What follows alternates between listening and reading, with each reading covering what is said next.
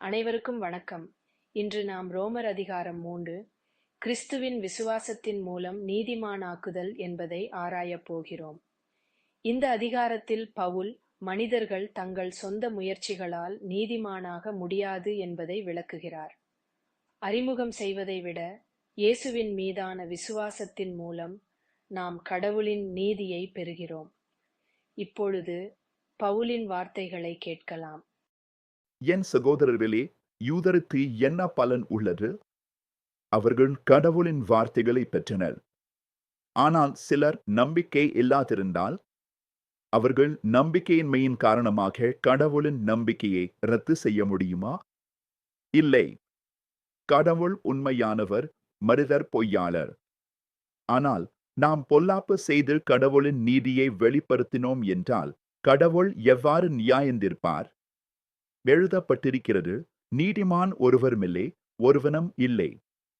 எவரும் கடவுளை தேடுவதில்லை. அனைவரும் வழி தவறிவிட்டார்கள். தீர்ப்பாய் நாம் சட்டத்தை வைத்து நீதிமானாக முடியாது. சட்டம் நம்மை பாவ உணர்ச்சிக்கு அழைத்து வரும். ஆனால் இப்போது சட்டத்திலிருந்து கனியாக கடவுளின் நீதியுணர்வு வெளிப்பட்டுள்ளது. இது இயேசு கிறிஸ்துவின் விசுவாசத்தின் மூலம் கிடைக்கிறது. அனைவரும் பாவம் செய்தார்கள், கடவுளின் மகிமைக்கு குறைவாக உள்ளனர்.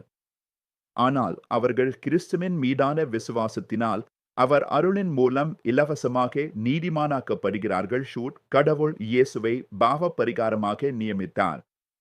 அவர் இரத்தத்தினால் நம்மை மீட்கிறார். எனவே நாம் பெருமைப்படுத்தலாமா? இல்லை.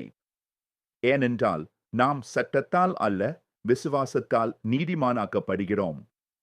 கடவுள் யூதரின் தேவனாக மட்டுமல்ல, அந்நியர்களின் தேவனாகவும் இருக்கிறார். எனவே விசுவாசத்தின் மூலம் மட்டுமே நாம் கடவுளின் நீதியை பெறலாம். இந்த அதிகாரம் நம்மை நினைவுபடுத்துகிறது, நம்மால் எதையும் சாதிக்க முடியாது, ஆனால் கடவுளின் அருள் நம்மை மீட்டுக் கொள்கிறது. நாம் இயேசுவின் மீதான விசுவாசத்தில் நிலைத்திருக்க வேண்டும். நன்றி.